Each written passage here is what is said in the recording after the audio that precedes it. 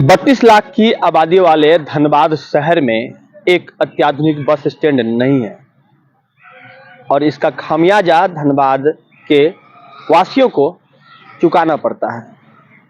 कई दफा योजनाएं बनी और योजनाएं फाइलों में ही सिमट कर रह गई, कभी टेंडर की प्रक्रिया तक गई तो भी वह सफल नहीं हो पाई।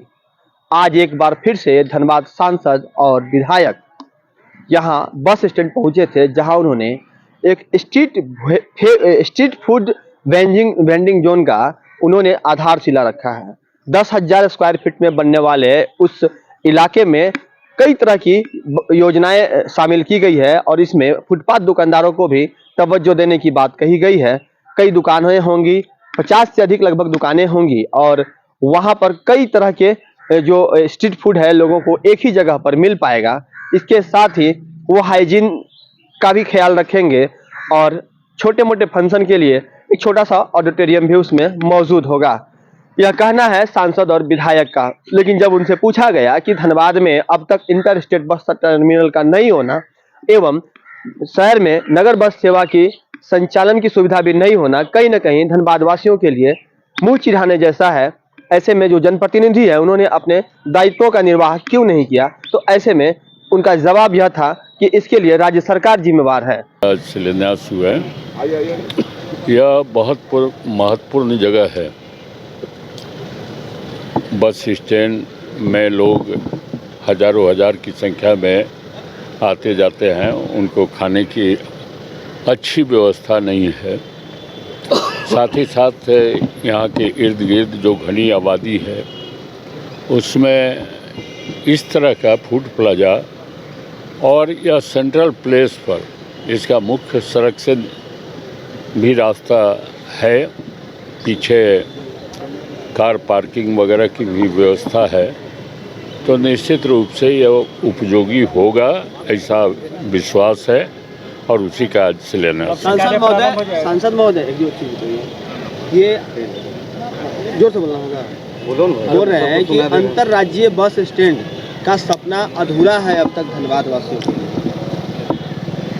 अंतर्राज्यीय अभी तो व्यवस्था जो चल रही है और जितना जगह है तो उस जगह पर लोगों को असुविधा नहीं हो रही है और आप चाह रहे हैं कि इसको गोविंदपुर लेकर चले जाएं, या जो बस स्टैंड है स्टेशन के नज़दीक है, गरीब तबके के लोगों को स्टेशन के नज़दीक रहें। जो पैसेंजर आए, यहाँ से बोकारो गए, यहाँ से गिरिडीह गए, यहाँ से हजारीबाग गए, उनके लिए यह उपयुक्त जगह है और इसमें जगह भी बहुत ज़्यादा है।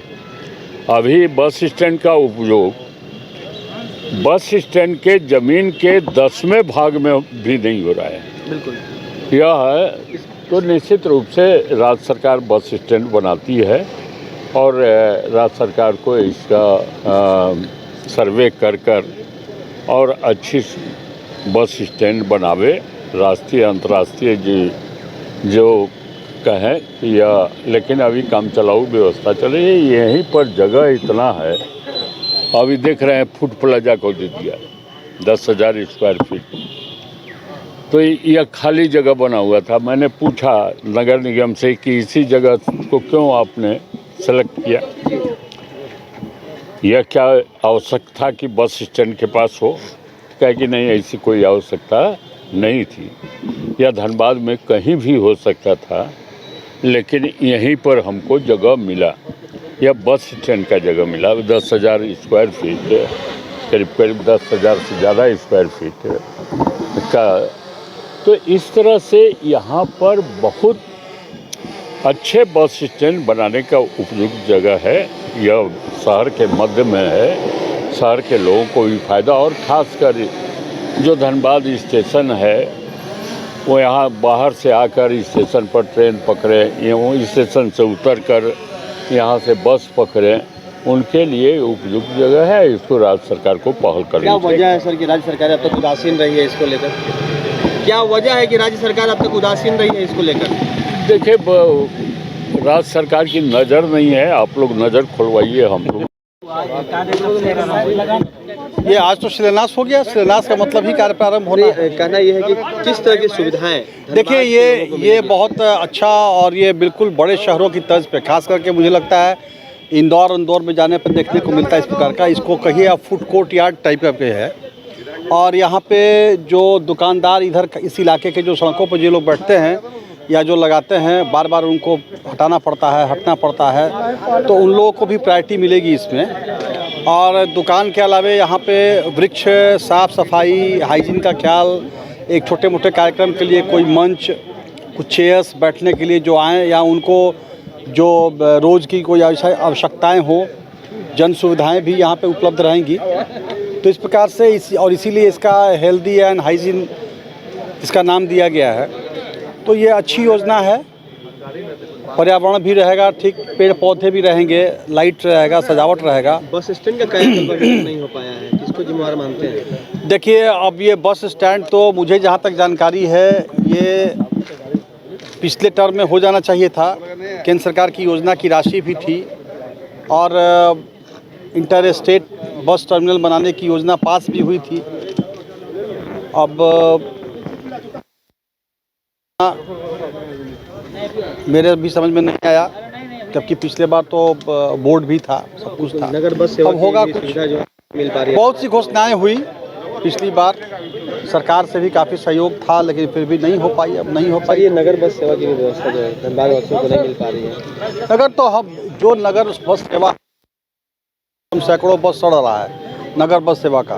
पिछले बार भी आप लोगों को याद होगा जब यहाँ पिछले नगर आयुक्त थे और यहाँ स्टेक होल्डर्स मीटिंग भी हुआ था और इस प्रकार की योजनाएं बनाई थी। उन योजनाओं पर हमने उसी समय असंतोष व्यक्त किया था और हमने कहा था कि जब तक यहाँ सड़क की व्यवस्था, जो सड़कों की चौड़ीकरण नहीं होगी, सड़कों की चौड़ीकरण जब तक नहीं होगी तब तक वो नगर बस सेवा चलाना वो ऐसे ही प्लान होगा, गाड़ी खरीदाएगा, ठेका होगा, सब होगा, लेकिन सफल नहीं होगा।